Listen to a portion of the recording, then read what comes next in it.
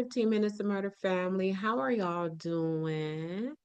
Is it cold where y'all at? Y'all snowed in? Because, baby, I'm in Detroit and it's both of those. I'm cold and snowed in. So, anyway, I wanted to come to y'all and give y'all a little quick list I made of things that crack me up about this work whenever I approach someone. So, let me tell you, when I first started as a private investigator, I had no idea that being a private investigator was a thing. I thought that was just like Magnum PI or just some stuff that you see on television. So I had no idea that this was a real full-time 9 to 5 job.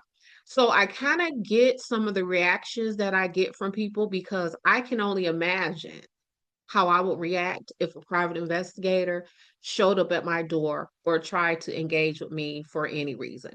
So, with that being said, here is a list of the things that crack me up when I approach people. This list ain't in no particular order. It's just some of the things that I thought of that crack me up that happen more often than other things when I encounter people. So, number one on the list is, girl, how did you find me? Now, listen, as a criminal defense attorney, I make sure that no one can ever say that I misrepresented myself in any way. So when I approach you, I give the full introduction of myself.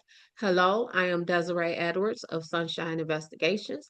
I am a court appointed private investigator, and here's my business card. And even with me saying all of that, people look at me and say, how did you find me? And my response is always, baby, I just told you I'm a private investigator.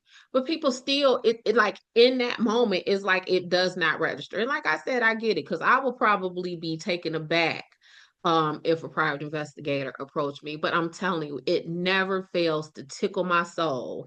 I be laughing so hard, like I just told you what I am and what I do for a living. That's how I found you. Number two, when people tell me that I have asked more questions than the police did. Now, if you watch any of our shorts, videos, lives, whatever, you know that I am often very critical of the police.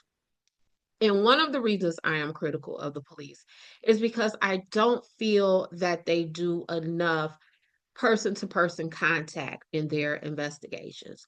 So I am asking you everything because I just consider myself as a private investigator. I like to think of myself as a fact finder.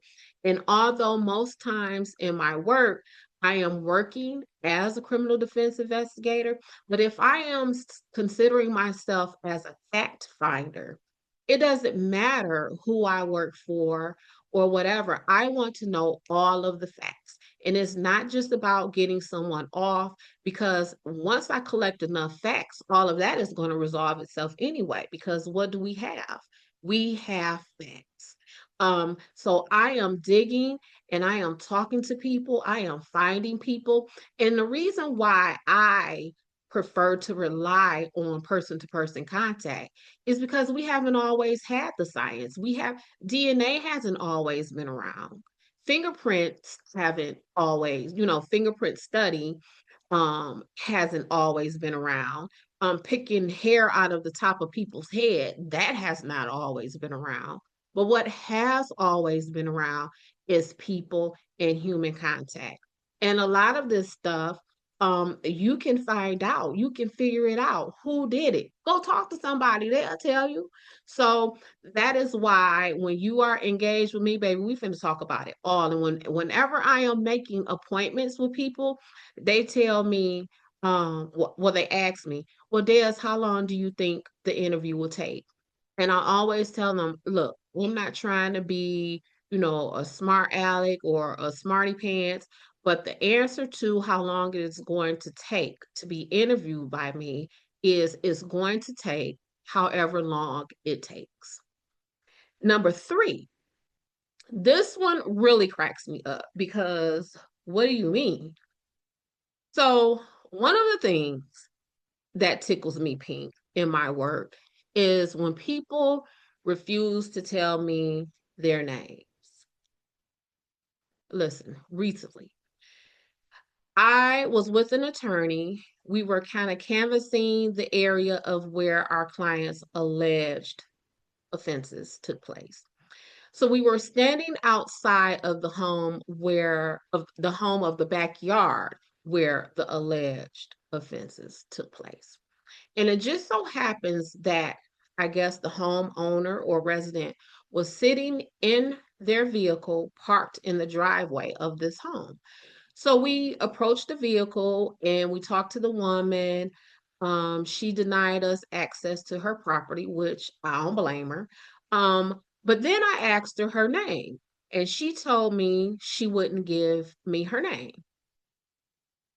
Now, mind you, I am standing in front of her home.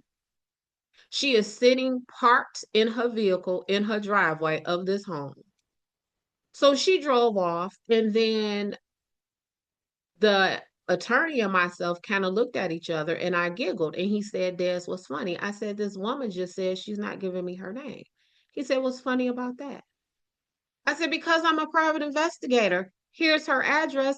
And I just peeped out her driver's license. I mean her the what you call that thing, the license plate on her car.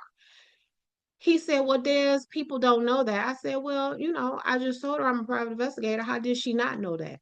But anyway, y'all, those are the three things that crack me up when I am out here working and being a private investigator out here in these streets of Detroit, or even working 15 minutes of murder. So, look, this is what I need for you to do.